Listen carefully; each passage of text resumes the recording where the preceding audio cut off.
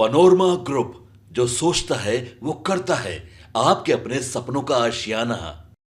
नमस्कार, आप देख रहे हैं सिटी पोस्ट लाइव। मैं हूं सृष्टि राज। बिहार के शिक्षकों के लिए एक अहम और राहत भरी खबर सामने आई है। बिहार शिक्षा परियोजना परिषद यानी बिहार एजुकेशन प्रोजेक्ट काउंसिल यानी बीईपीसी ने शैक्षणिक सत्र 2025-26 के लिए शिक्षकों की नई और स्पष्ट अवकाश व्यवस्था बनाई है, यानी लीव कॉन्फ़िगरेशन जारी कर दी है। इस व्यवस्था के तहत राज्य के नियमित संविदा और बीपीएससी से नियुक्त शिक्षकों के लिए कुल 10 प्रकार के अवकाश तय किए गए हैं। शिक्षा विभाग की यह पहल लंबे समय से चली आ रही अवकाश संबंधी असमंजस को दूर करने की दिशा में एक बड़ा कदम माना जा रहा है। तो क्यों खास है और क्या नई अवकाश व्यवस्था बनी है, आपको विस्तार में बता दें तो अब तक बिहार में अलग अलग श्रेणी के शिक्षकों के लिए अवकाश नियमों को लेकर भ्रम की स्थिति बनी रहती थी। कई बार यह स्पष्ट नहीं होता था कि कौन सा अवकाश किस शिक्षा पर लागू होगा और उनकी सीमा क्या होगी। बीईपीसी द्वारा जारी नई सूची में अवकाश की प्रक्रिया, अवधि, पात्रता और सेवा सत्रों जो शर्तें हैं उस स्पष्ट रूप से परिभाषित किया गया है, जिससे शिक्षकों और प्रशासन दोनों को सुविधा होगी। अब 10 प्रकार के अवकाश की पूरी रूपरेखा आपको विस्तार में बता दें तो नई व्यवस्था के अनुसार वर्ष 2026 के लिए शिक्षकों को निम्नलिखित 10 प्रकार के अवकाश मिलेंगे। पहला, मातृत्व अवकाश यानी मैटरनिटी लीव, जिसमें महिला शिक्षकों को मातृत्व अवकाश के तहत 360 दिनों का अवकाश मिलेगा। इस सुविधा पूरे सेवा काल में 2 बार ही ली जा सकती है। खास बात यह है कि इस अवकाश को अन्य सेवा शर्तों से मुक्त रखा गया है, जिससे महिला शिक्षकों को मातृत्व के दौरान किसी तरह की प्रशासनिक परेशानी ना हो। अब दूसरी बात करें तो पैतृत्व अवकाश यानी पैटर्निटी लीव, फिर से पुरुष शिक्षकों को 30 दिनों का पितृत्व अवकाश दिया जाएगा, जिसमें वे पूरे सेवा काल में 2 बार ही ले सकते हैं। यह व्यवस्था परिवार केंद्रित सोच को बढ़ावा देने की दिशा में एक सकारात्मक कदम है। वहीं तीसरे अवकाश की बात करें तो आकस्मिक अवकाश यानी कैजुअल लीव सीएल।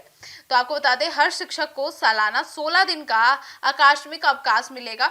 इसका उपयोग अचानक उत्पन्न व्यक्तित्व या फिर परिवार जरूरतों के लिए किया जा सकता है। वहीं चौथे अवकाश की बात करें तो विशेष अवकाश स्पेशल लीव यानी कि एसएल, विशेष परिस्थितियों के लिए 24 दिनों का विशेष अवकाश निर्धारित किया गया है, जिसे महीनेवार आधार पर लिया जाता है। वहीं बात करें पांचवें अवकाश की तो बाल देखभाल अवकाश यानी चाइल्ड केयर लीव यानी सीसीएल, जो महिला शिक्षकों को 730 दिनों का बाल देखभाल अवकाश पूरे सेवा काल में मिलेगा। और हालांकि यह अवकाश 1 वर्ष की सेवा अवधि के भीतर ही मान्य होगा। इससे कार्यरत माताओं को बच्चों की देखभाल में बड़ी सुविधा मिलेगी।